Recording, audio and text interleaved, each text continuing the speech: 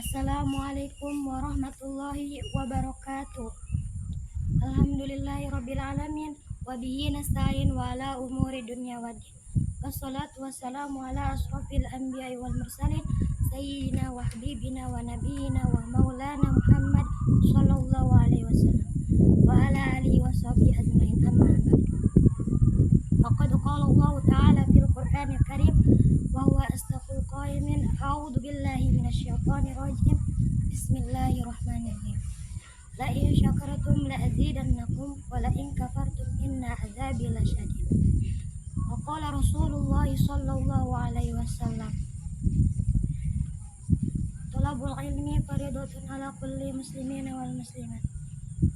Yang kami hormati Kiai Imam Baru Zaman Arsyad, yang mudah-mudahan selalu diberikan kesehatan, dilancarkan rezekinya, dan selalu dimudahkan dalam segala urusannya.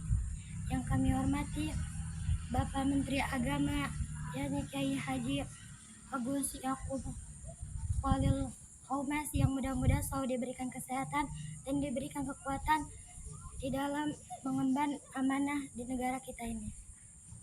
Yang kami hormati Bapak Ustadz Rizkila, yang mudah-mudahan selalu diberikan kesehatan, dilancarkan rezekinya, dan dimudahkan segala urusannya. Yang kami hormati Bapak Ustadz Fikri Aishi, yang mudah-mudahan selalu diberikan kesehatan, dimudahkan di dalam segala urusannya. Dan tak lupa kepada teman-teman yang saya cintai. Moderasi beragama. Moderasi apa sih moderasi beragama itu? Moderasi beragama adalah suatu cara pandang dan perilaku di dalam keyakinan, watak, dan juga moral seseorang. Di tengah-tengah perbedaan, di tengah-tengah keberagaman di negara kita ini. Moderasi beragama itu adalah suatu keseimbangan. Bagaimana kita bisa menyeimbangkan perbedaan-perbedaan yang ada di bangsa kita ini. Karena di negara kita, di bangsa Indonesia, begitu banyak perbedaan yang ada. Keyakinan, watak seseorang, sifat pribadi seseorang, suku, bahkan adat istiadat yang begitu banyak perbedaannya. Moderasi berasal dari bahasa Inggris, yakni moderation, yang bisa diartikan sebagai sikap sedang atau tidak berlebih-lebihan. Itu juga bisa disimpulkan dengan keseimbangan. Jadi moderasi beragama itu harus kita punya, ditanamkan dalam hati kita. Karena kenapa?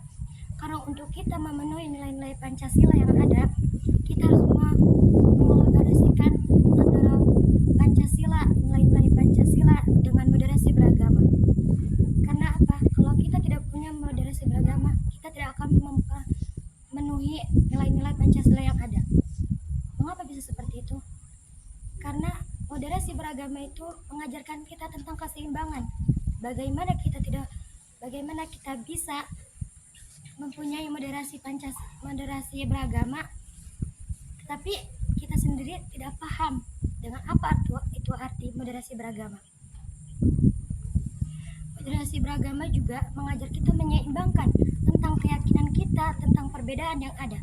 Keyakinan, begitu banyak keyakinan yang berbeda di negara kita. Saking banyaknya, mungkin banyak orang yang berpikir, sebenarnya apa yang harus kita lakukan sih ketika begitu banyak perbedaan yang ada? Sebenarnya ketika ada perbedaan di antara kita atau sesama manusia, kita hanya perlu memahami, kita hanya perlu menerima perbedaan tersebut dan menjadikan perbedaan tersebut sebagai sebagian dari kehidupan kita yang normal. Jadi kita harus bisa menyeimbangkan perbedaan-perbedaan yang ada di negara kita, bahkan kita harus bisa membuat negara kita bersatu walaupun banyak perbedaan keyakinan yang begitu banyak perbedaan. Karena kita di Indonesia memiliki 6 keyakinan. Ada Buddha, ada Kristen Katolik, Kristen Protestan, Konghucu, Islam, Hindu, bahkan mungkin ada yang lain yang tidak kita ketahui. Kita juga diajarkan sebagai toleransi. Apa sih toleransi? Di dalam Quran surat Al-Hujurat ayat 13 telah dijelaskan, Ya ayuhan nasu inna khalaqnakum wa unsa inna ja'alnakum. Apa sih artinya?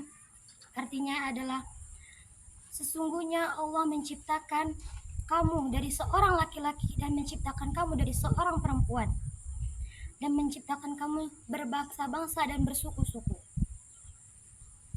supaya kita bisa saling mengenal satu sama lain. Jika kalian ingin bisa mempunyai nilai-nilai Pancasila yang baik dengan mengkolaborasikan generasi beragama, bagi kita harus punya sifat akhlak yang baik.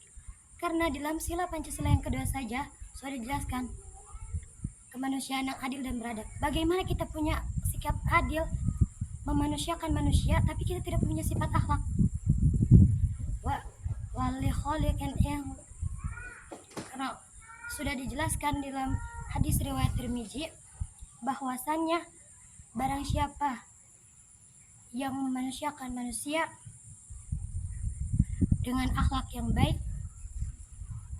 dia akan mendapatkan pahala yang sangat besar.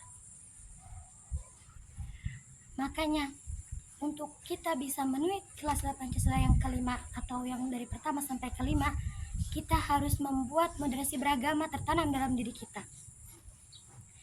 Habib Umar bin Hafiz beliau pernah mengatakan bahwasanya barang siapa manusia yang tinggi ilmunya tetapi rendah dalam akhlaknya, lebih baik dari orang yang baik akhlaknya tetapi rendah ilmunya. Karena kalau orang yang tinggi akhlaknya, dia bisa belajar ilmu. Katanya ilmu dulu baru akhlak. Tapi kita harus menanamkan dalam hati kita akhlak. Bahkan anak tadinya mohon maaf.